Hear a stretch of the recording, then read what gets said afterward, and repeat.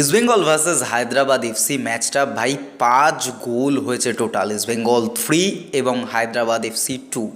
এই ম্যাচ থেকে ক্লিটন প্রথমে যা মিস করেছে, সেখান থেকে দাঁড়িয়ে তার যে ফার্স্ট গোলটা এসছে ওটা যদি না আসতো তাহলে কিন্তু যথেষ্ট বেশি চর্চায় থাকতে হতো ক্লিটন ডে সিলভাকে।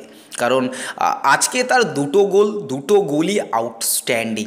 একটা ভাই অতটা পাস স্ট্রেচ করে গিয়ে গোল করেছেন, দ্বিতীয়টা তার সেই চিরাচরিত দুর্দান্ত ফ্রি কিক। অন্যদিকে কিন্তু বোরহার ফ্রি কিকটাও যদি একটু ইনসাইড বারে থাকতো ভাই, টিমানির কাছে কিছু করার থাকতো না, গোলে ঢুকে যেত।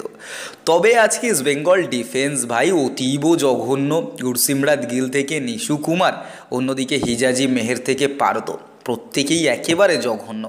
আজকে রাকিব যে বলটা রেখেছিল ক্লিটন ডে সিলভার জন্য, তা বাদ দিয়ে রাকিবের পারফরমেন্সে যে একটু ভালো ক্রসিং ইমপ্রুভমেন্ট হয়েছে বা ওয়ান টাচ খেলার চেষ্টা করছেন, এটাই দেখা গেল। তবে ইস্টবেঙ্গলে পারফরমেন্স করছে বা আইএসএলের মতো স্টেজে গিয়ে দাঁড়িয়ে এই রাকিব চেষ্টা করছেন, এই কথাটাই কিন্তু যথেষ্ট একটা কোশ্চেন মার্কের জায়গায় দাঁড় করিয়ে রাখে। নিশু কুমার প্রচণ্ড স্লো, হিজাজি মেহের প্রচণ্ড স্লো। হয়তো আজকে হিজাজি মেহের অফ ফর্মে গেছেন, তবে বেশ কিছু লং বল আমরা দেখলাম পারদোর কাছ থেকে। তাছাড়া কিন্তু ভাই পারদোর সেই পারফরমেন্স মানে এখনও পর্যন্ত আসেনি যে এক্সপেকটেশানটা তার থেকে ছিল। হিজাজি মেহের আসার আগে পারদো যখন পারফরমেন্স করছিলেন তখন থেকে দাঁড়িয়ে এখন অবধি হিজাজি মেহের নতুন এসে টিমের সাথে সেট করে নিলেন, তবে পারদো এখনও পর্যন্ত সেট হতে পারেনি। ভাই সাউল ক্রেসপো একটা বল নিয়ে বলছে পারদোকে, ভাই এগিয়ে যাও এগিয়ে যাও, মানে আন্ডারস্ট্যান্ডিংয়ে গ্যাপ নাকি পারদো বোঝে না, এটা আমার জানার একটা জায়গা থাকলো অবশ্যই পারদোর কাছে। কোনো সময় যদি কোনো সাংবাদিক ইন্টারভিউ নেয়, সেখানে আশা করব তারা এই প্রশ্নটা অবশ্যই করবে। তবে ভাই ইস্টবেঙ্গল যে গোল দুটো খেয়েছে পেনাল্টি থেকে, ভাই পেনাল্টির ডিসিশনটা একটা সফট ডিসিশন ছিল। আর অন্যদিকে দাঁড়িয়ে ফার্স্ট যে গোলটা খেয়েছে, ভাই গোলকিপারের জন্য খারাপ লাগে ভাই, প্রফসুখান গিলের জন্য খারাপ লাগে ভাই, সত্যি দিল সে বুরা লাগতা হ্যাঁ ভাই। অত সুন্দর একটা সেভ দিয়েছিল, মানে মাখান ছোটেরই মনে হয় শট ছিল, দুর্দান্ত একটা শট নিয়েছিল। আর অন্য দিক থেকে দাঁড়িয়ে প্রফসুখান গিল অসাধারণ আউটস্ট্যান্ডিং একটা সেভ দিয়েছিল। না হলে ওটা জেনুইন গোল, ওই গোলটা হলে বলা যায় হ্যাঁ ইস্টবেঙ্গল একটা গোলের মতো গোল খেয়েছিল, বাট ওটা প্রফসুখান গিল সেভ দিয়ে দিয়েছে।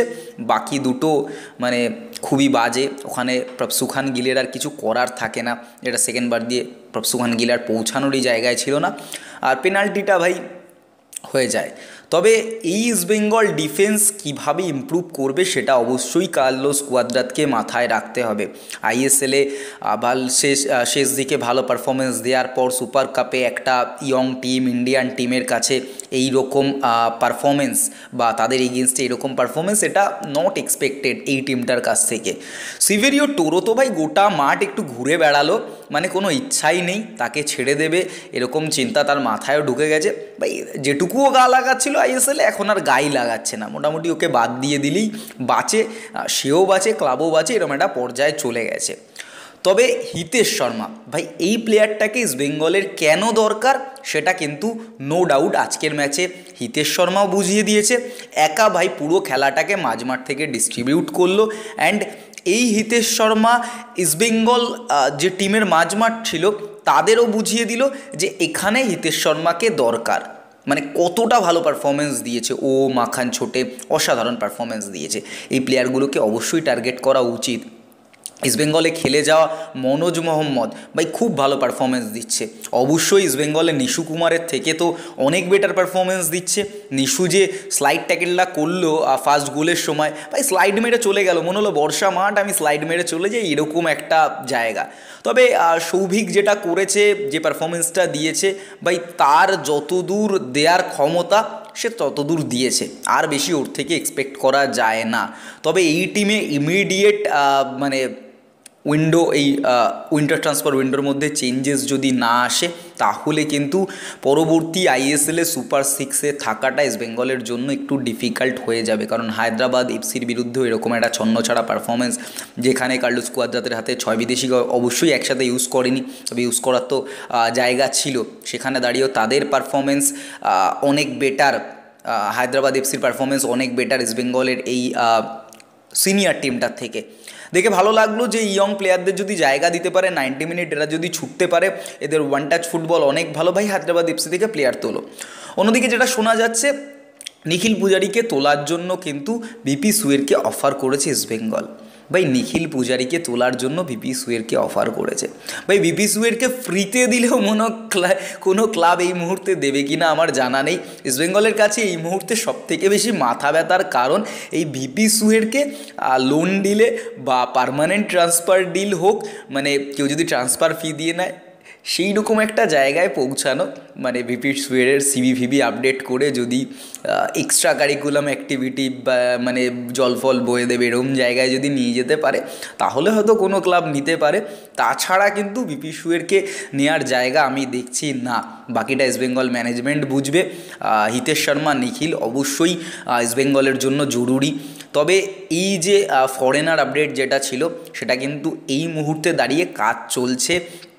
এমন নয় যে মার্কোস টুইট করে দিয়েছে ইস্টবেঙ্গল কোনো ফরেনারের জন্য যাচ্ছে না বা স্প্যানিশ রাইট উইঙ্গারটার জন্য যাচ্ছে না, তার সাথে অবশ্যই কথাবার্তা চলছে এবং সেটা ফাইনাল স্টেজেই রয়েছে।